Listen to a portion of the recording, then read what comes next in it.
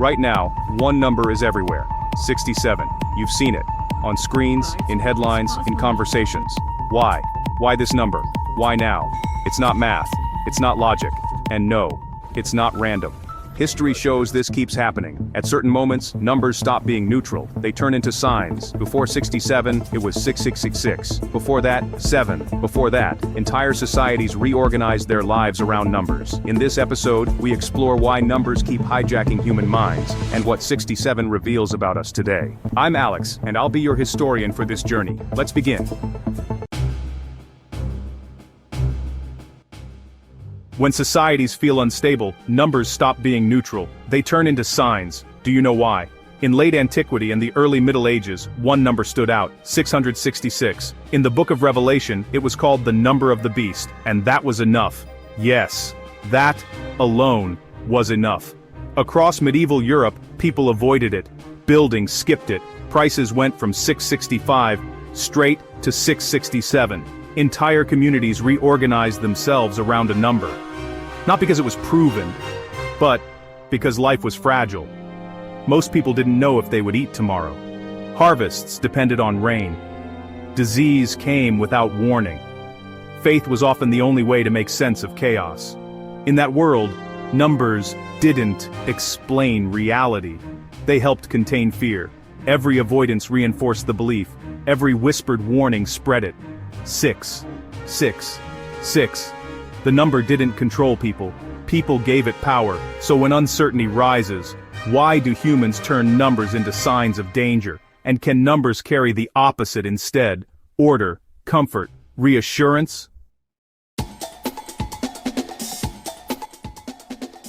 When humans feel lost, they may fear numbers, but they look for order too, for numbers that feel safe. Yes, reassuring.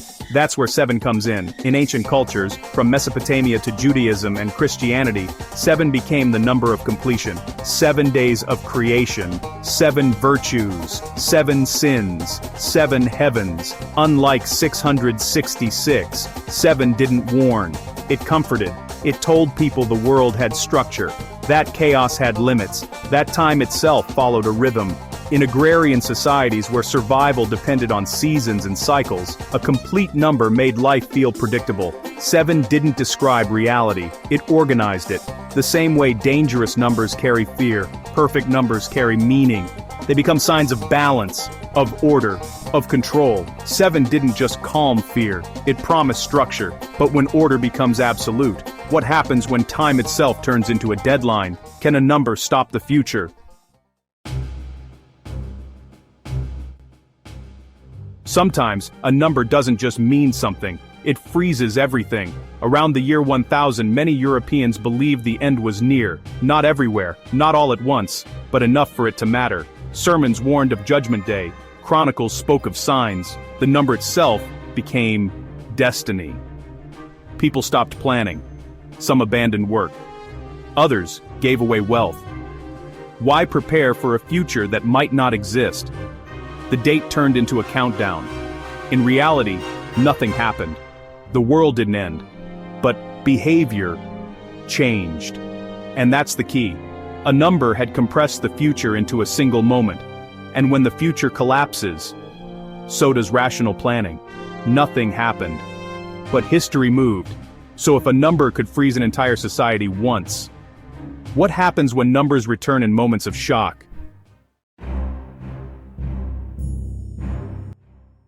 In the modern world, numbers didn't lose power. They changed function. Some dates stopped explaining events. They started triggering memory. 1929. You don't need details, you feel collapse. 9/11. No context required. The images appear instantly. These numbers became emotional shortcuts. They compress fear, shock, and loss into just a few digits. No explanation needed. Just recall. In an age of mass media, repetition does the work. The more a number is replayed, the heavier it becomes. It stops being a date. It becomes a symbol. Numbers no longer describe history. They store trauma. They don't explain events. They trigger them. So what is happening inside our brains when numbers stop describing reality and start carrying emotion? Here's the uncomfortable truth. Humans hate randomness. Our brains evolved to detect patterns, even when none exist. Now imagine a modern scene. You scroll your phone. You notice the same number again. Later, on another screen. Then in a comment. Then in a joke. And suddenly you think, this again? That's not coincidence. That's attention locking in. Once a number feels meaningful, your brain starts filtering reality around it. This is called frequency illusion. The number didn't multiply. Your awareness did. Under uncertainty, this effect accelerates. Numbers feel clean, objective, precise. They offer something rare in chaos, the illusion of control. So if our brains are wired to seek patterns under stress, why does one specific number rise now, and not another? And now the question returns. Why 67? You don't need a definition. You've seen it circulating. That's enough. Yes, that's how this works. 67 feels discovered, not imposed, shared, not explained. It appears just often enough to feel intentional, but vague enough to invite meaning. Exactly the right balance. Algorithms amplify repetition. Memes reward familiarity. Inside jokes create belonging. The more people notice a number, the more others start looking for it. Same mechanism as before, different platform. 67 isn't powerful because of what it means. It's powerful because it arrived at the right moment. So if this number works now, what number will replace it next? Here's the final truth. 67 isn't important. Another number could replace it tomorrow, and one day, it will. Every era gets its number, its sign, its symbol, not because numbers rule us, but because we let them. Numbers don't control history, humans do, through the meaning they assign. So the real question isn't why 67 is everywhere. It's why we keep giving numbers power whenever the world feels uncertain.